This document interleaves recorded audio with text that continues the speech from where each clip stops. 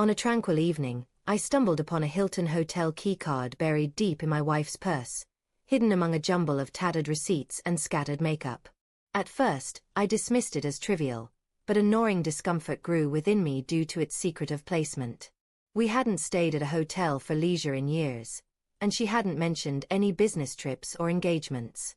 Clutching that card, a chilling heaviness gripped my heart, hinting that this was no simple mistake. That night, I kept silent, choosing not to challenge her right away. I needed proof before acting.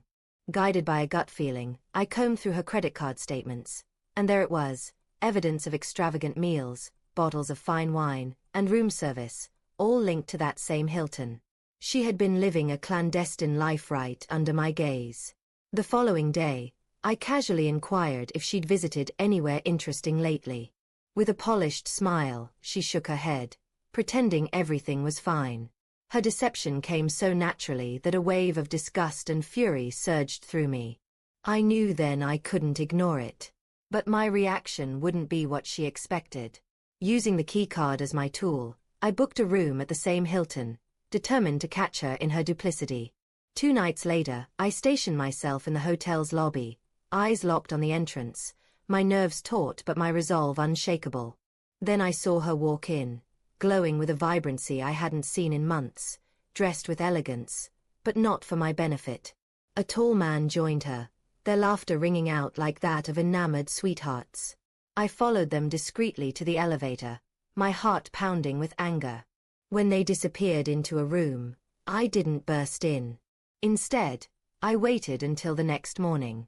While they were at breakfast, I used the keycard to enter their room.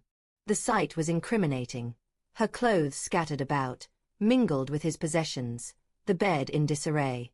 I documented everything with photos, irrefutable evidence of her infidelity.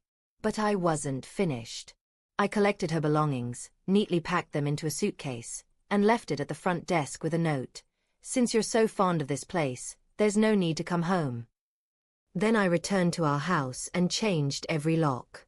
When she arrived later that day, she found herself locked out, forced to face the consequences of her lies. Her desperate calls came, brimming with tears and pleas for a chance to explain, but I let them ring unanswered. I had already shared the photos with her family, her closest friends, and even her workplace. In a moment, her carefully crafted world crumbled. The mask she wore so confidently before others shattered because of her own choices. Days later, she finally got through to me, accusing me of cruelty and public shaming. I reminded her that her betrayal was the true cruelty, her secret affairs and broken promises were the real offense. I told her our marriage was irreparable, and I meant every word. Her lover vanished soon after the truth came to light, leaving her to deal with the aftermath alone. She tried to return, insisting it was a mistake, but I had already moved toward a life without her. Trust, once shattered, couldn't be restored, and without it, love was unattainable.